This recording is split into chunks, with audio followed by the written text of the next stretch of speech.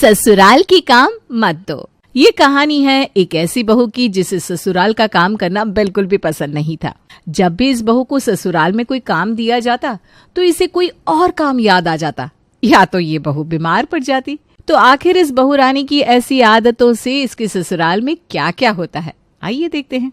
मुझे पता था कि बहू देर में ही आएगी। देखो तो शाम के 5 बजने वाले हैं और अभी तक आई नहीं। सुबह मैंने बोला अरे चाय बना दो तो बोलने लगी सर में अचानक दर्द हो रहा है। अपनी सहेली की बर्थडे पार्टी में गई है, बोल रही थी 1 घंटे में आ जाऊंगी, पर देखो 5 घंटे होने वाले हैं अभी तक आई नहीं। अब तो मुझे पक्का यकीन हो गया है कि मेरी बहू स्नेहा सिर्फ बीमार पड़ने का नाटक करती है, क्योंकि इसे ससुराल के काम से जो बचना है।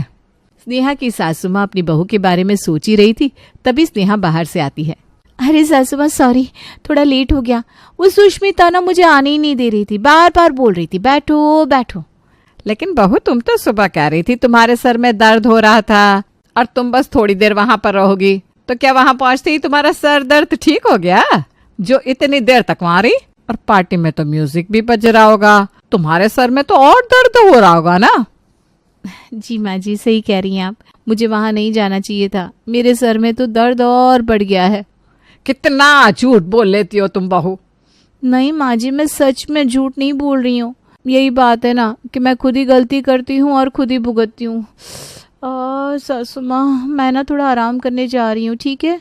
अरे और फिर से सर दर्द का बहाना बनाकर स्नेहा अपने कमरे में चली जाती है। वहीं 7 बजे जब अंबिका का बेटा कृष्णा ऑफिस से घर लौटता है तो अंबिका अपनी बहू के बारे में उसे सारी बात बताती है। देख बेटा, कुछ समझा अपनी पत्नी को।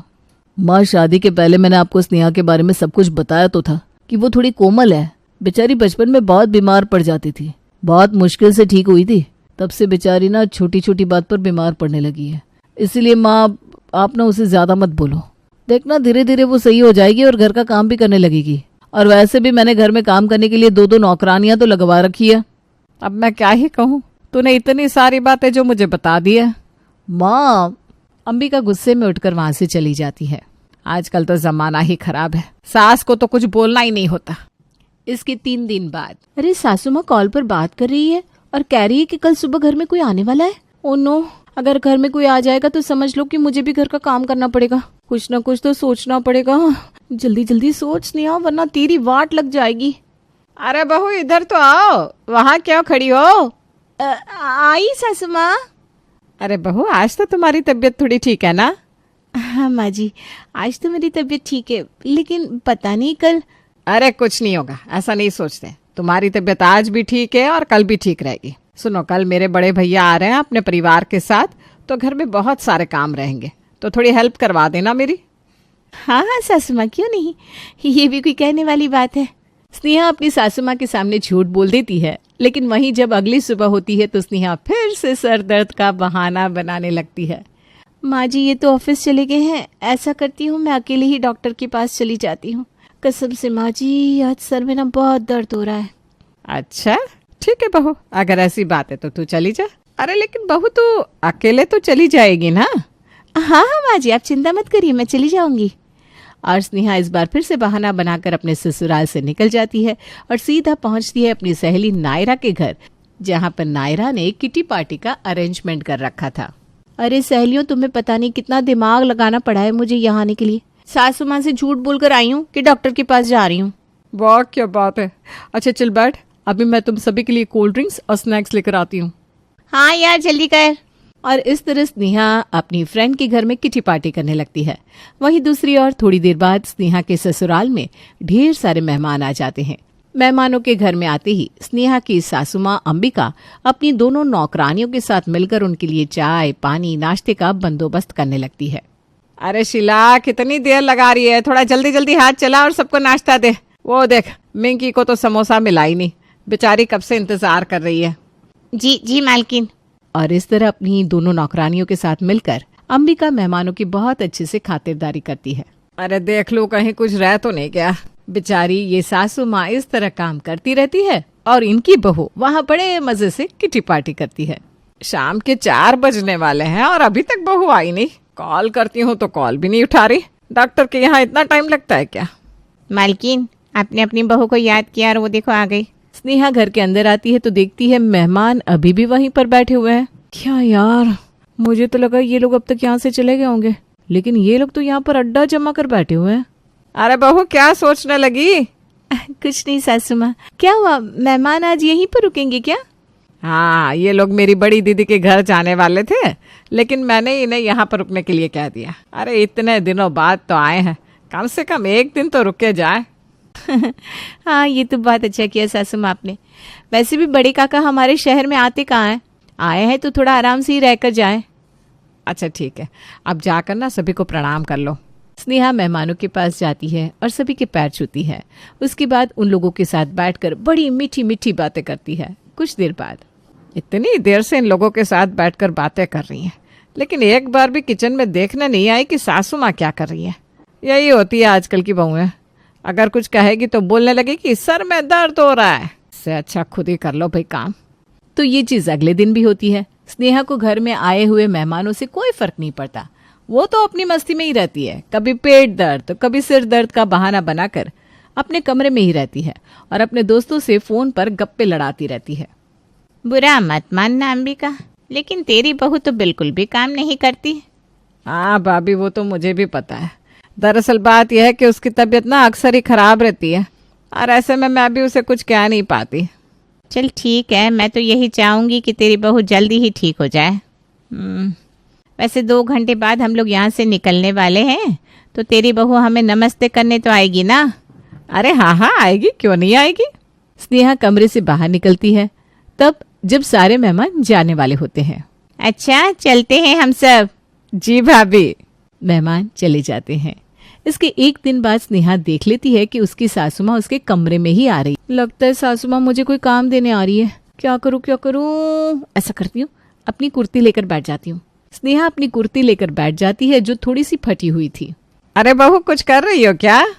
हाँ सासू माँ, ये कुर्ती थोड़ी फट गई है तो सोच रही हूँ उसे सिल लूं।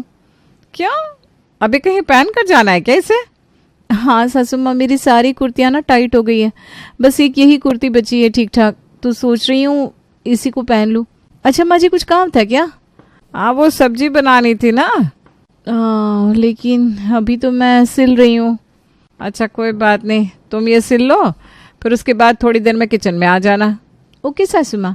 स्नेहा की सासू माँ वहां से चली जाती है। इतनी गर्मी हो रही है और मैं इतनी गर्मी में किचन में काम करूंगी? इम्पॉसिबल, ऐसा हो ही नहीं सकता। यहाँ अंबिका की बहू ये सोच रही है, वहीं दूसरी ओर अंबिका सोच रही है कि उसकी बहू थोड़ी देर बाद तो किचन में काम करने जरूर आएगी। 1.5 घंटा होने वाला है और अभी तक बहू किचन में नहीं आई। मैं ही जाकर देखती हूँ। अंबिका अपनी बहू के कमरे में जाती है तो देखती है वहां पर उसकी बहू नहीं है। अरे थोड़ी देर पहले तो यहीं पर थी, अचानक कहाँ चली गई? अंबिका अपनी बहू को पूरे घर में ढूंढती है लेकिन वो कहीं नहीं मिलती। इसके बाद अंबिका अपनी बहू को कॉल लगाती है लेकिन उसकी बहू कॉल भी नहीं उठाती। अरे कॉल भी नहीं उठा रही है, आखिर गई कहाँ ये? और ऐसे कैसे बिना किसी को कुछ बोले ही घर से निकल गई? अंबिका यहाँ परेशान होती रहती है और वहीं थोड़ी देर बाद उसकी बहू घर आती है तो देखती है वो अपनी सहेली निक्की को साथ लेकर आई है। सासू माँ, ये है मेरी सहेली निक्की, मेरी बहुत अच्छी सहेली है। ये मेरी कॉलेज फ्रेंड है। मैं इसे ही लेने चौराहे तक गई थी। ये मुंबई में रहती है, अभी कुछ दिन के लिए यहाँ पर आई हुई है, तो मैंने इससे कहा कि होटल में रहने से अच्छा है तो मेरे घर में ही कुछ दिन के लिए आ जा। इससे इसका किराया भी बच जाएगा ना। सासू माँ, कुछ गलत तो नहीं किया ना मैंने? अरे नहीं नहीं बेटा, कुछ गलत नहीं किया। आओ निक्की बेटा, अंदर आओ। जी आंटी नमस्ते। खुश रहो बेटा। स्नेहा की सहेली निक्की घर के अंदर आती है। अच्छा माँ जी, शीला से कहकर निक्की के लिए ब्रेड पकोड़े बनवा दीजिए ना, इसे ब्रेड पकोड़े बहुत पसंद है। अरे स्नेहा, परेशान मत होना यार। अरे नहीं नहीं बेटा, इसमें परेशानी वाली कौन सी बात है, तुम आराम करो, हम अभी तुम्हारे लिए चाय और नाश्ता बनवाते हैं। स्नेहा की सासू माँ किचन में जाती है और शीला से ब्रेड पकोड़े बनाने के लिए बोल देती है। वहीं दूसरी ओर स्नेहा, अच्छा हुआ यार तू यहाँ आने के लिए मान गई, तेरी वजह से मुझे कुछ दिन के लिए आराम मिल जाएगा। एक्चुअली ना मेरी सासू माँ मुझे हमेशा कुछ ना कुछ काम करने के लिए बोलती रहती है। तू आ गई है ना तो तेरे सामने मेरी सासू माँ कुछ बोल नहीं पाएंगी। अरे यार, मेरे मन से तो हमेशा बस यही आवाज निकलती है, मुझे ससुराल का कोई काम मत दो भाई। अरे तो क्या हुआ, तेरी शादी हो गई है, थोड़ा बहुत काम तो हर लड़की को करना पड़ता है ना। ए, तू मेरी फ्रेंड है या दुश्मन? मुझे ज्ञान मत दे। हाँ अरे जो भी बोल, लेकिन तेरी सासू माँ ना अच्छी है, तुझे पता है मेरी बड़ी दीदी की सास कितनी बड़ी डायन है। अरे दीदी को 1 मिनट भी चैन से सांस नहीं लेने देती वो। अगर उनकी सास इतनी बुरी है तो उन्हें अपनी सास से अलग रहना चाहिए। नहीं नहीं, जीजा जी बिल्कुल नहीं मानेंगे, क्योंकि उन्हें अपने माता पिता से बहुत प्यार है। बस यही तो बात है, हर जगह बस लड़कियों को ही एडजस्ट करना पड़ता है। अच्छा ये टेंशन वाली बात छोड़, ये देख ये ड्रेस कितनी अच्छी लग रही है ना, सोच रही हूँ ये ऑर्डर कर दूं। हाँ ड्रेस तो बहुत अच्छी लग रही है, लेकिन काफी महंगी है। महंगी है तो क्या हुआ, ये है ना मुझे दिलवाने के लिए। ये तो मेरे ATM कार्ड है। सही है यार, बड़ी लकी है तू। ये दिन भी ऐसे ही बीत जाता है। स्नेहा को आज भी ससुराल का कोई काम नहीं करना पड़ता, क्योंकि उसकी सहेली जो आई हुई थी, इसीलिए उसकी सासू माँ भी उसे कुछ नहीं बोलती। लेकिन तभी अगले दिन स्नेहा को पता चलता है कि घर की दोनों नौकरानियों ने 4-5 दिन की छुट्टी ले ली है। माँ जी, अचानक से इन दोनों ने 4-5 दिन की छुट्टियां ले ली। हाँ बेटा, तू तो अपने काम में मस्त रहती है, इसलिए तुझे नहीं पता। परसों शीला की शादी है गांव में, और हमारी दूसरी नौकरानी मीना के दादाजी की तबीयत अचानक से बहुत खराब हो गई है, तो वो अपने दादाजी को देखने के लिए गांव गई है। अच्छा, तो बहू कम से कम इन दिनों तो मेरी थोड़ी हेल्प कर देना किचन में।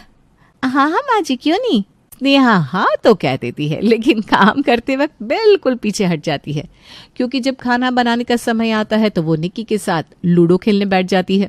इतनी देर से अपनी सहेली के साथ लूडो खेल रही है, एक बार भी किचन में ये पूछने नहीं आई कि खाना कब बनाना है। रात भी होने वाली है, ऐसा करती हूँ खुद ही खाना बना लेती हूँ। स्नेहा का प्लान सक्सेसफुल हो जाता है। उसकी वजह से आज भी उसकी सासू माँ को घर का काम करना पड़ता है। अब अंबिका बहुत दुखी हो जाती है और अपनी बड़ी बहू को कॉल करती है। चिंता मत करिए माँ जी, हम आते हैं आपके पास। अगले ही दिन अंबिका की बड़ी बहू पल्लवी अपने पति के साथ आ जाती है। वहीं 3 दिन बाद स्नेहा के मायके वाले भी आने वाले होते हैं, इसलिए स्नेहा बहुत खुश थी और सुबह से ही घर के कामों में लग जाती है। देखो तो पल्लवी, आज अपने मायके वाले आने वाले हैं तो सुबह से कैसे भागा दौड़ी कर रही है। हाँ वो तो है माँ जी। कुछ घंटे बाद स्नेहा डोर ओपन करती है। अरे माँ, आप आई गई, मैं आपको कब से बुला रही थी और आप क्या आती नहीं थी। अरे बेटा, अपनी बेटी के ससुराल मायके वाले बार बार नहीं आया करते। माँ ये सब पुरानी बात है, आप इतना मत सोचो। अंदर आओ ना। आपको पता है माँ, आज मैंने आपके मनपसंद रसगुल्ले बनाए हैं। अरे वाह, हमारी बिटिया तो बहुत समझदार हो गई है, लगता है ससुराल का सारा काम संभाल लेती है। हाँ और नहीं तो क्या। अच्छा माँ ये बैठिए ना, मैं आप दोनों के लिए ना रसगुल्ले लेकर आती हूँ। स्नेहा किचन में जाती है और अपने माता पिता के लिए रसगुल्ले लेकर आती है। अच्छा मम्मी पापा, आप लोग ना जल्दी से रसगुल्ले खा लीजिए, फिर उसके बाद मैं आप दोनों के लिए खाना लगा देती हूँ। आज स्पेशल ये आप दोनों का मनपसंद खाना बनाया है मैंने। अच्छा, ये तो बहुत अच्छी बात है। अरे समधन जी, लीजिए ना, आप भी लीजिए रसगुल्ले। अरे बहू खड़ी क्यों हो, लो ना। नहीं आंटी जी, पहले आप दोनों खा लीजिए, हम बाद में खा लेंगे। इस तरह स्नेहा अपने माता पिता की खूब सेवा करती है और ये सब देखकर उसकी सासू माँ बिल्कुल दंग रह जाती है। करीब 8 बज जाते हैं और स्नेहा के माता पिता वहां से चले जाते हैं। कुछ दिन बाद फिर से स्नेहा के माता पिता उसके ससुराल आते हैं। समधन जी, स्नेहा की मौसी के लड़के की शादी है, तो बस उसी की शादी का कार्ड देने आए हैं आप लोगों को। अच्छा, माँ अंदर तो आओ। आपने मुझे सुबह फोन कर दिया था ना कि आप दोनों आने वाले हैं, तभी से मैं किचन में लग गई थी। आइए अब खाना खाकर ही जाइएगा। स्नेहा सभी के लिए खाना परोसती है। यकीन नहीं होता स्नेहा कि तू इतने अच्छे से अपने ससुराल को संभालने लगी है। हम दोनों तो घर में बैठकर बहुत डरते थे, पता नहीं तू यहाँ पर क्या कर रही होगी। और ये सब्जी तो बहुत अच्छी बनी है। अरे समधी जी, आप दोनों के लिए ही तो बनाया है आपकी बेटी ने, हम लोगों के लिए तो कहाँ बनाती है वो। ना भी न समधन जी। अरे सच में, बहू ने आज तक ये सब्जी नहीं बनाई यहाँ। लगता है कुछ तो प्रॉब्लम चल रही है यहाँ। क्या हुआ समधन जी? समधन जी, क्या आज के दिन हम यहाँ रुक सकते हैं? हाँ क्यों नहीं। स्नेहा की माँ स्नेहा के ससुराल में उस दिन रुक जाती है।